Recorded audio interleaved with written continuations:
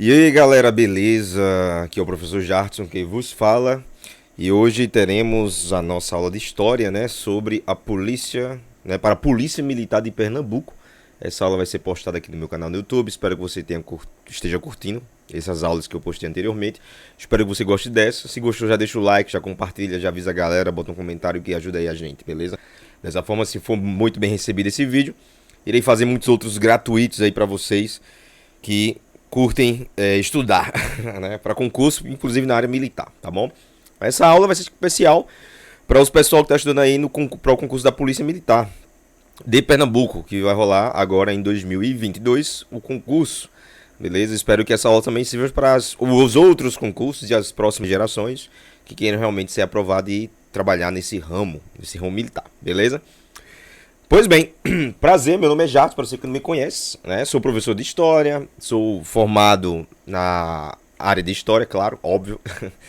Tenho pós-graduação em História do Brasil, né? E comecei outros cursos aí também.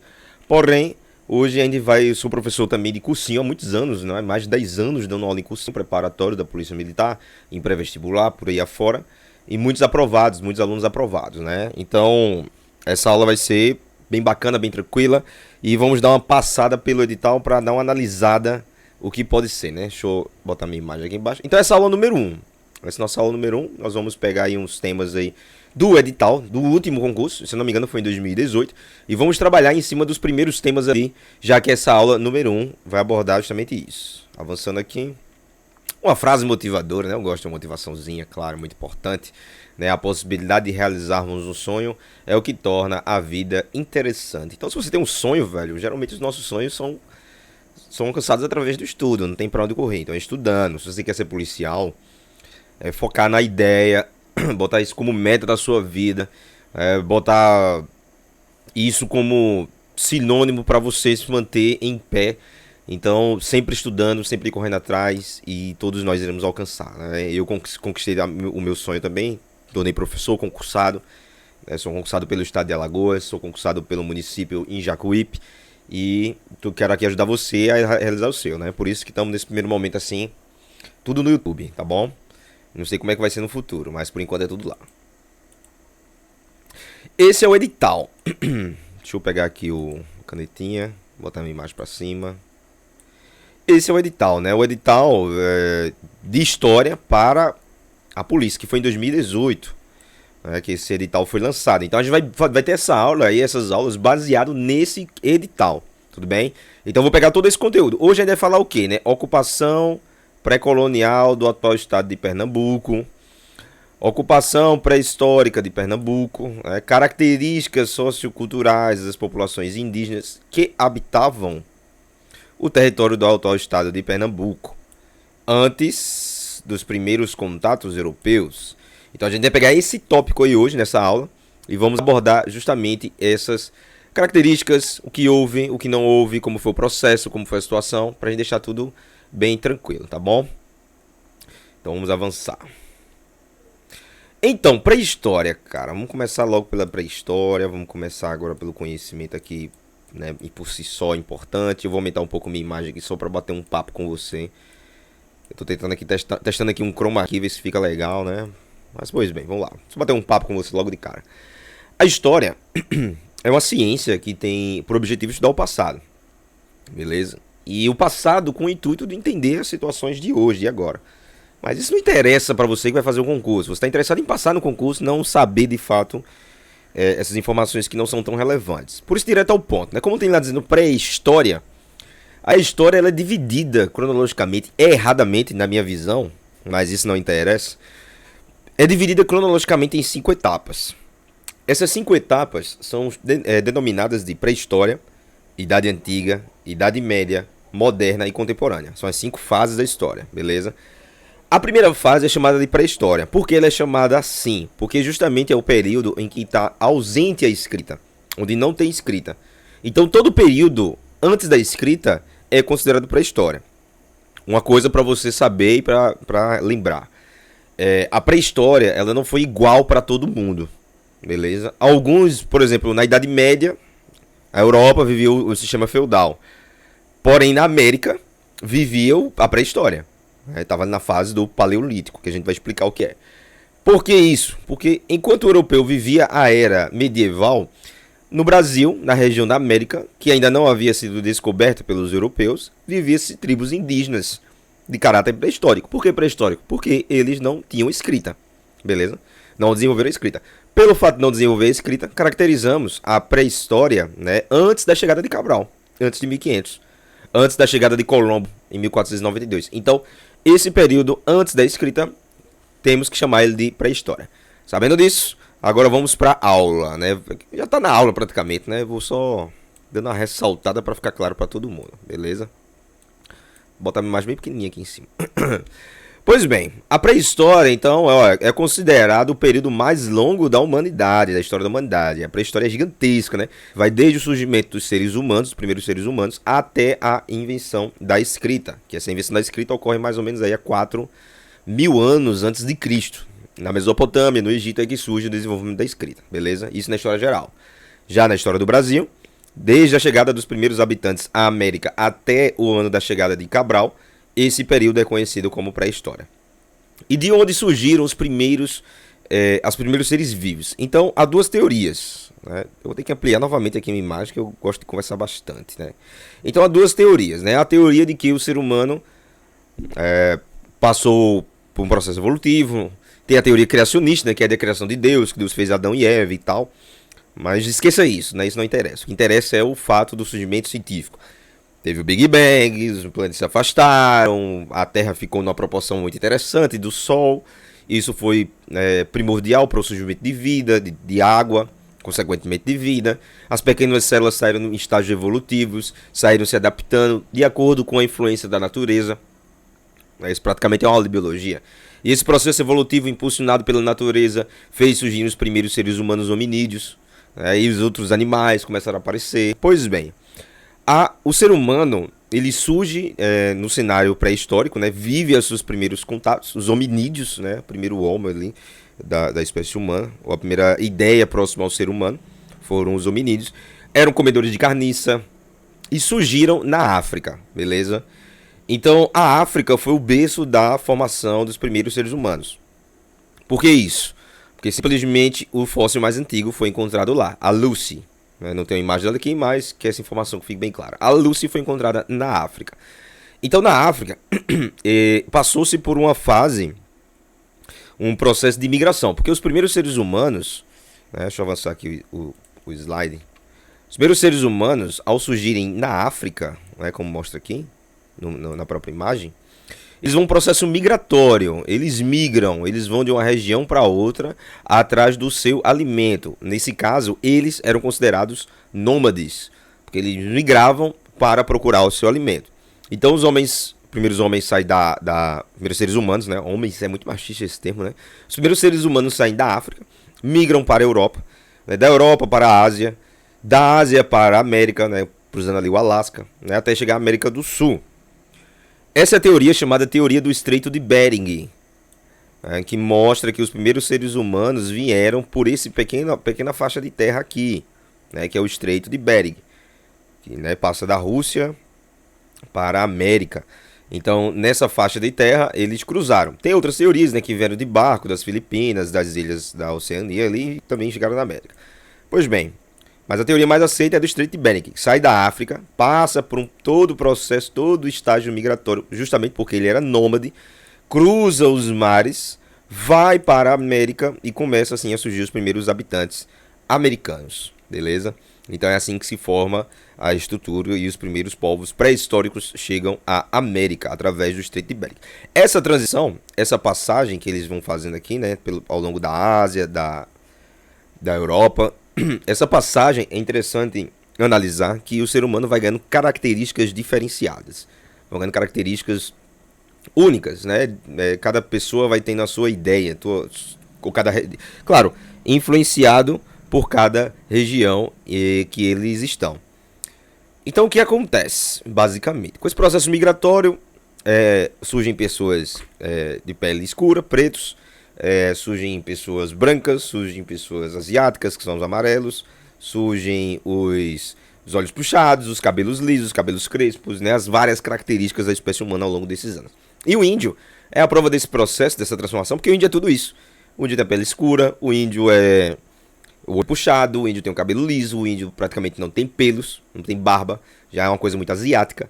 Então essa estrutura física do indígena é interessante porque ele faz todo o traçado do processo evolutivo da história da humanidade, tá bom? Então esse ponto é marcante, beleza? Até chegar na América. Ó, aqui, ó, também outra imagem mostrando, né? Estreito de Bering aí, lá em cima. Aqui, ó. Bem aqui, né? Pois bem, essa aí é a passagem, né, que levou o ser humano para a América, tá bom? Pois bem, aí a primeira fase da pré-história é chamada de Paleolítico. Paleolítico. Por que Paleolítico? É a idade da pedra lascada, né? Pedra lascada, como diz a própria imagem. E o ser humano tem algumas características, né?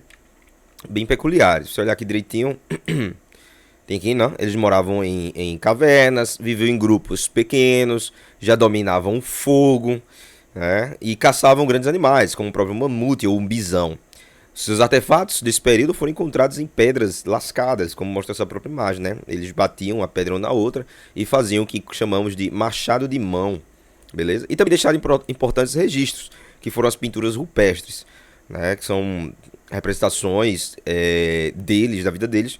Não se sabe ao certo qual a intenção deles colocarem isso aí, mas provavelmente é uma ligação religiosa ou algo religioso. Aqui parece um cadeado, velho. Vê que viagem, pô. Essas porra já conheciam cadeado. Pois bem, vamos lá. Aí a característica desse período. O ser humano era nômade, beleza? Ele era nômade, ele migrava de uma região a outra. Sociedade de caçadores e coletores, beleza? Então eles caçavam e colhiam. Teve seu início há cerca de 2,5 milhões de anos atrás e seu término há 10 mil anos antes de Cristo. Então faz muito tempo, é o período mais longo. A pré-história já é gigante, beleza? E o Paleolítico é o mais longo de todos, tá bom? Que essa informação fique clara.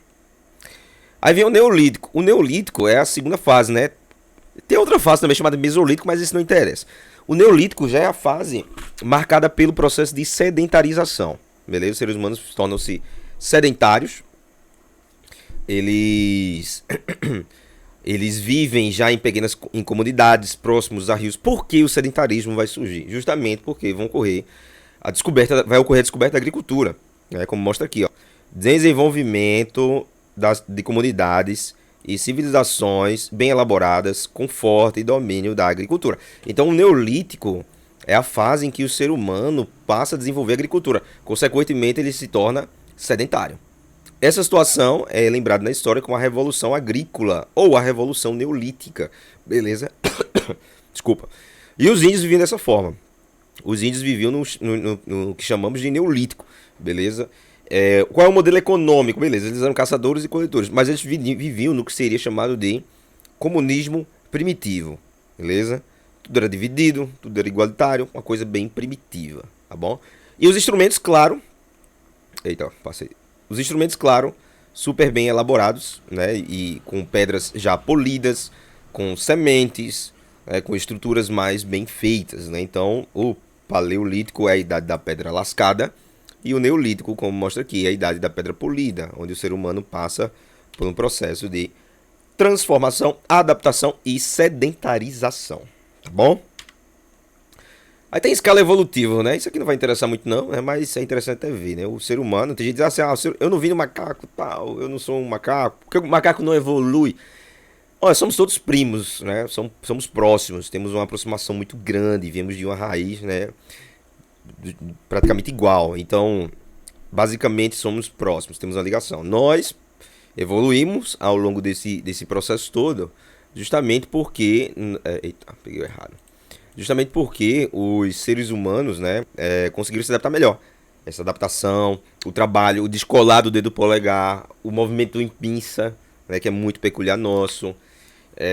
E também, claro, quando passamos a caçar, diz alguns historiadores, comemos, né, o chamado tutano do osso, né, de alguns animais, cavalos e tal. Antigamente eram comedores de carniça, e agora, né, nessa época aí, passamos a comer o tutano do osso, que deixou o cérebro do ser humano mais elaborado, consequentemente mais inteligente, até se tornar o topo da cadeia alimentar nessa perspectiva, tá bom?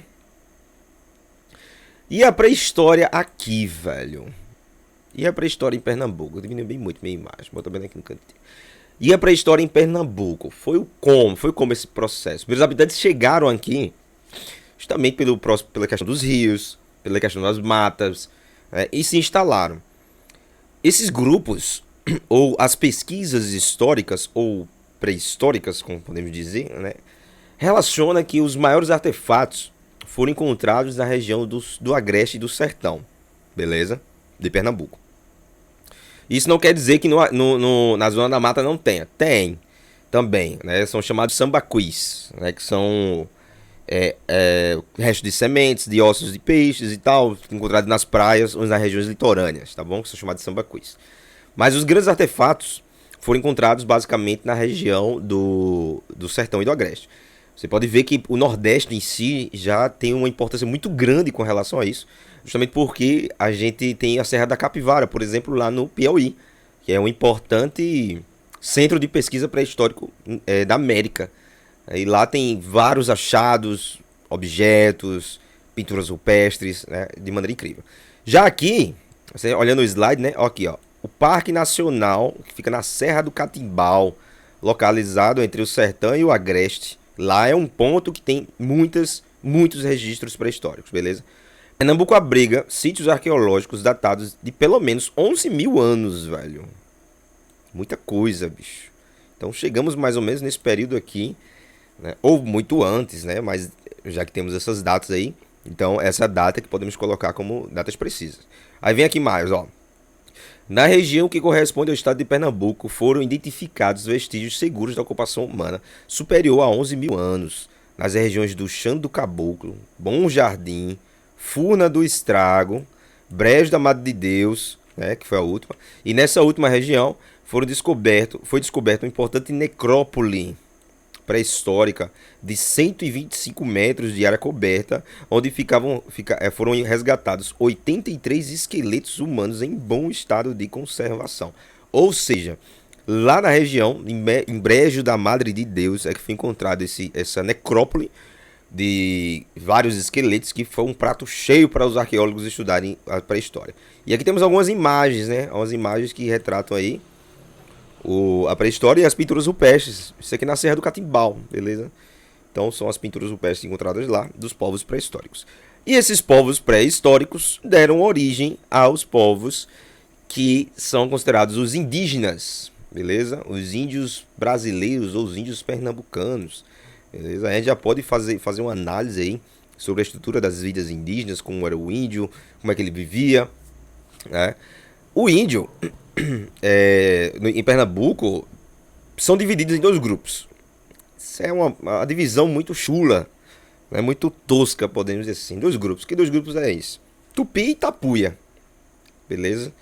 O que era um tupi? Tupi, na verdade, são os índios, né, que viviam no litoral, na região litorânea, que entraram em contato e em atrito com os povos europeus que estavam chegando.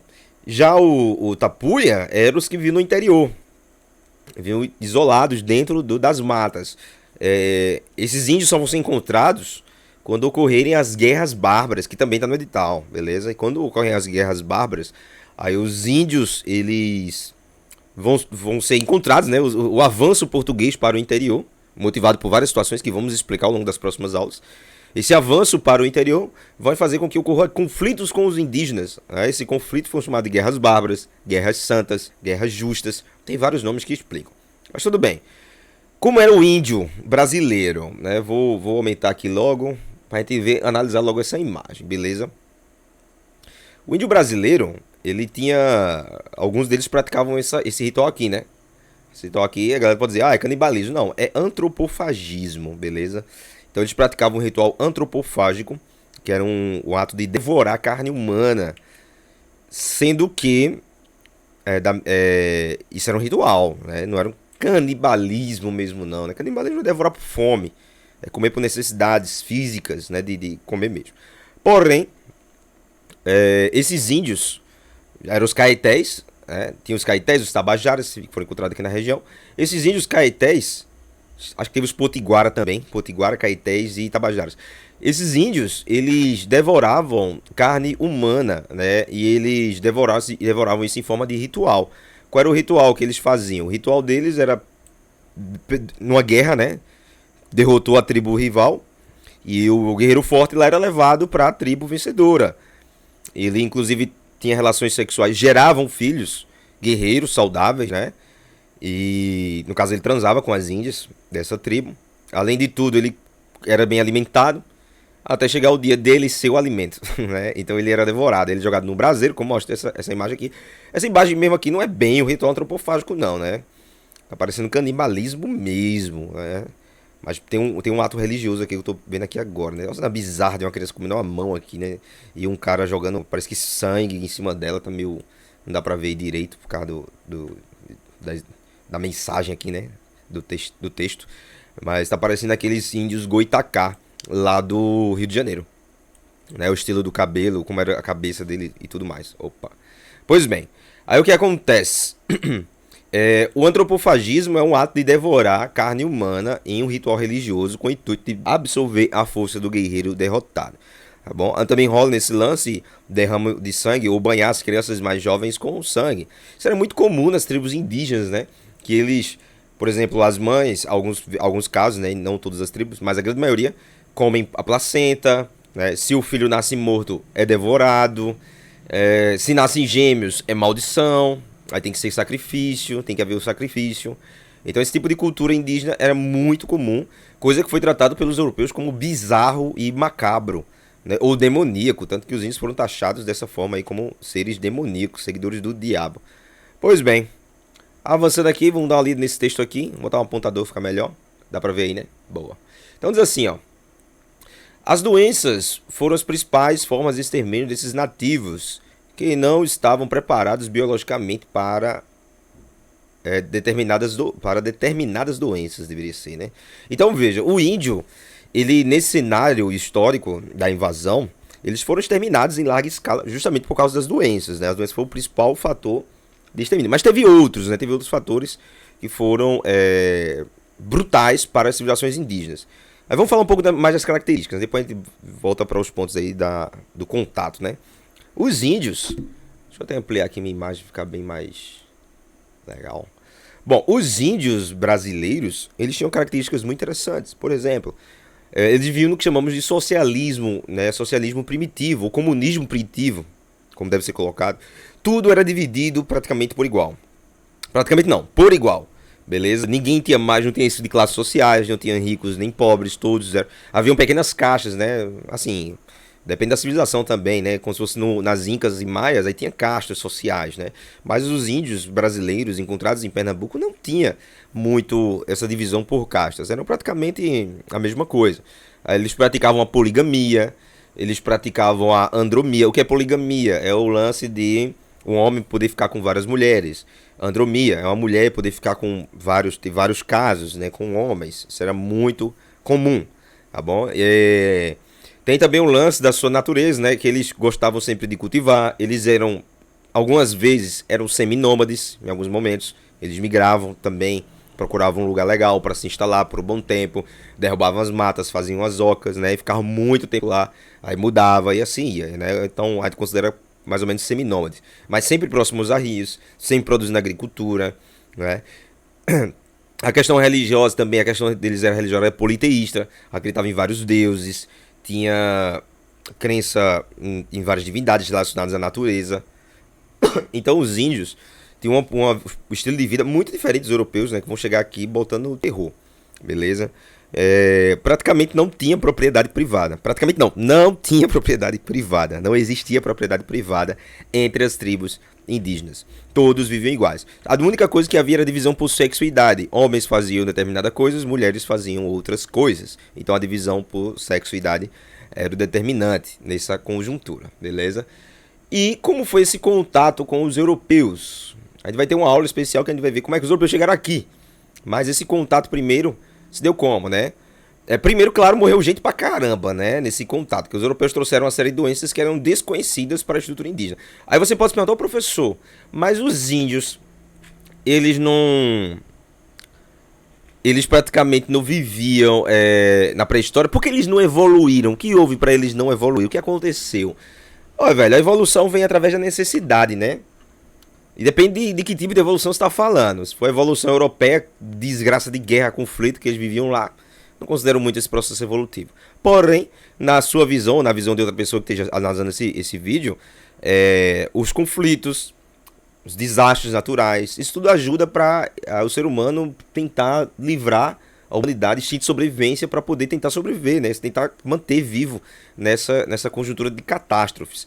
Então, por isso que os índios não tiveram muito essa situação, porque não tinham catástrofes aqui direto, né? Não tinha tsunamis gigantescas, ou terremotos, ou furacões, ou vulcões, né? Então, natureza, praia, né? Rio, toma banho de rio, come, né? Planta, às vezes um conflito, uma guerra ali, porque os índios também viviam essa ideia de guerra, né? De conflito, beleza?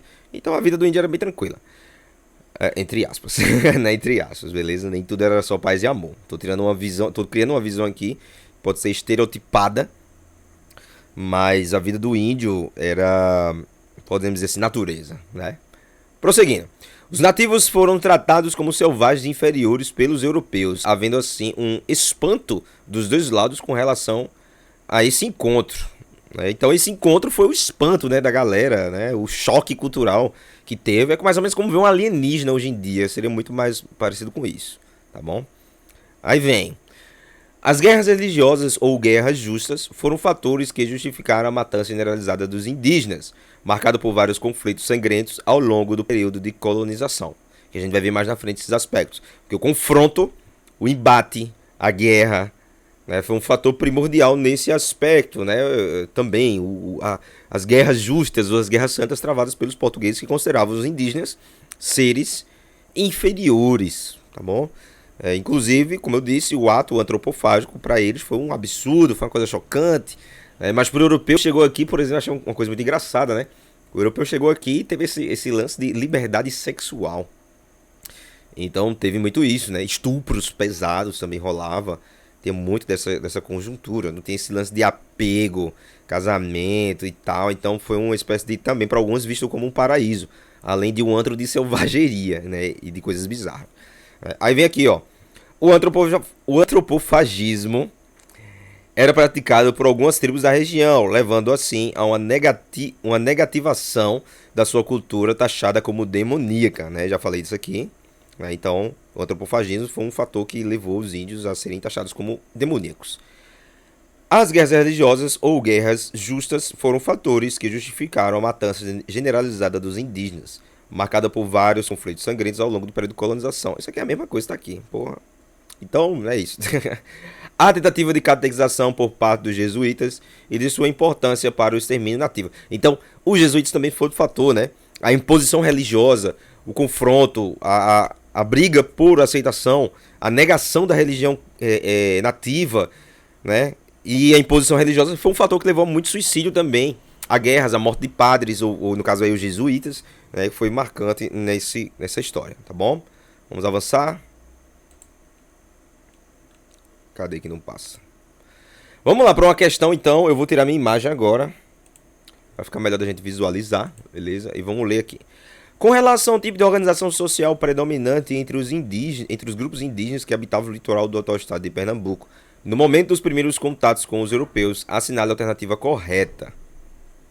Aí diz assim, letra A.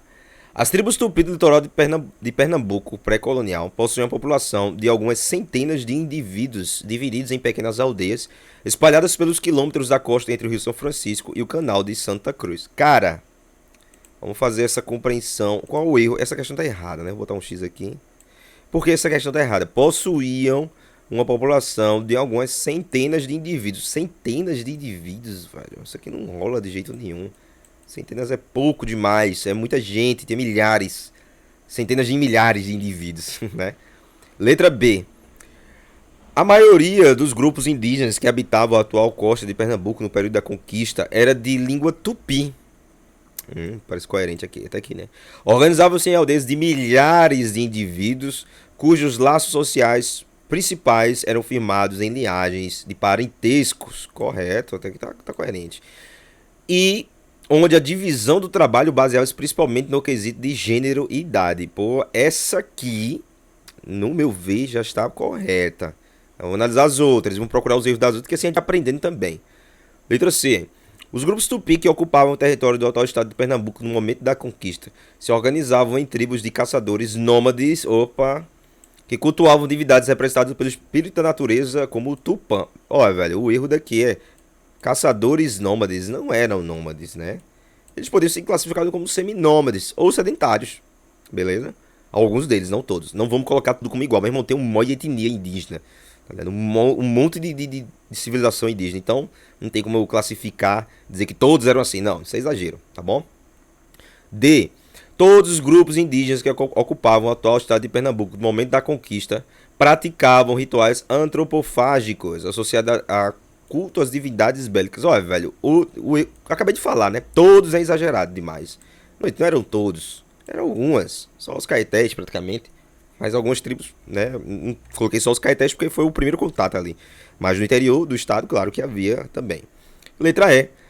Os grupos indígenas Tapuia, que ocupavam todo o litoral do atual estado de Pernambuco durante o processo de conquista, tinham sua estrutura social baseada em linguagens e parentesco, divisão do trabalho de gênero e idade, praticavam agricultura sazonal, possuíam cultura dos principais valores sociais girada em torno da guerra. Bicho, tá tudo certo, menos aqui, ó. Os grupos indígenas Tapuia. Quer dizer o quê? Que os índios Tapuia estavam no litoral do estado de Pernambuco. Tá errado. Quem ficava no litoral eram os tupis. Beleza? O Tapuia ficava no interior. E Tapuia é um nome também pejorativo. Podemos colocar dessa forma. Por quê? Porque foram os portugueses que deram esse nome Tapuia para os índios que ficavam no interior. Tá bom? Ficavam dentro. Tinha várias etnias, vários grupos, várias tribos. Mas para o português tudo era Tapuia. Beleza? Que é um erro. Então, letra E, errada. A correta, letra B. Beleza? Essa aqui é a correta. Tá bom? Próxima questão. Vamos lá. Tira novamente minha imagem para ler aqui. E parece estar cortado. Já agora foi. Será que cortou outra também? Deixa eu ver aqui. Não, outra ficou de boa. Essa aqui. Pronto, vamos lá. Diz assim. Acompanha a leitura. Não se pode ignorar no NE, acho que é Nordeste, na hora de discutir-se a antiguidade do homem na América e as vias de dispersão por eles percorridas. Não importante se foi há 20, 30 ou 40 mil anos. É conhecida de todos a longa sequência estratigráfica lograda no sítio do Boqueirão de Pedra Furada, que pode significar a permanência do homem pré-histórico nesse sítio a partir de 48 mil anos. Mas a Pedra Furada não é um caso único. Interessante. Veja, ele fala da Pedra Furada aqui e tal, dos achados pré-históricos, beleza? Mas não é um caso único, tá bom? Aí tem assim, ó. Voltando na minha imagem. Aí tem assim. Em Pernambuco, por exemplo, localizado no município de Buíque, o sítio de Alcobaça, tá aqui, possui um dos maiores e mais representativos painéis de figuras rupestres do estado, que, por seu tamanho e complexidade, é de grande relevância para o entendimento da pré-história local e nacional. Em relação ao estudo do período pré-colonial, sobre o atual estado de Pernambuco, assinale a alternativa incorreta. Beleza, então vamos marcar aqui incorreta, porque isso é importante. Incorreta. Letra A. O sítio Furna do Estrago, localizado no município de Brejo da Mata de Deus, é de grande importância para o entendimento, de grupos que habitavam o atual agreste nordestino, uma vez que permite se entender um pouco mais sobre os rituais funerários da época. Correto. Né? A gente falou ali da necrópole que foi encontrada e tal, então é interessante, é válido e tá certo, letra A. Letra B. O material arqueológico encontrado no sítio, que remonta ao período pré-colonial do estado, veja outro nome aqui, pré-colonial, né? Tudo que vinha antes da colonização. Continuando, é fundamental para se entender o povoamento da região, bem como parte das características socioculturais daqueles que a utilizavam. Correta também, não tem nada errado aqui. Serve para tudo isso, os estudos, a pesquisa. Então, letra B, correta também. C. As figuras rupestres encontradas em várias regiões do sítio de Pernambuco são de grande relevância para a compreensão das populações que habitavam as terras pertencentes hoje a esse estado. Veja, a figura rupestre encontrada nos sítios arqueológicos são de grande relevância, correto. Né? Para a compreensão das populações, correto. Não tem nada de errado isso aqui. D. Diz assim: embora a região da Zona da Mata também possua vestígios da presença do Homo sapiens sapiens, ó, a Zona da Mata também possui vestígios. O Agreste e o Sertão pernambucano, durante ao longo do período colonial, são locais onde podem ser encontrados os maiores números de sítios arqueológicos do estado. Foi o que eu acabei de falar, inclusive na aula. Se você botar alguns minutos, você vai ver lá que eu falo que no período pré-histórico, pré-colonial, a Zona da Mata tinha também regiões e vestígios. Porém, no Agreste e no Sertão se encontra mais. E letra E, provavelmente é errada. Embora Alcobaça possua grande representatividade entre os arqueólogos, o estado de Pernambuco como um todo tem pouca importância. Porra, já tá. Tem pouca importância para o entendimento do período pré-colonial. Tá errado. Tem muita importância. Todas as outras questões, as narrativas das outras questões, né, das outras propostas aqui, A, B, C, D e E, falam que é importante, que era importante, que é de grande relevância para estudar. E letra E está dizendo que não é. Então, logo, a letra E é que deve ser marcada, porque essa é incorreta. Beleza? Pronto, galera. A gente fica por aqui hoje.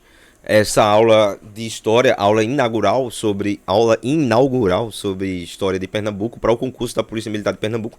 Espero que você tenha gostado. Se gostou, dá aquele like, dá aquele comentário para o vídeo, né, ganhar mais adeptos e até a próxima, beleza?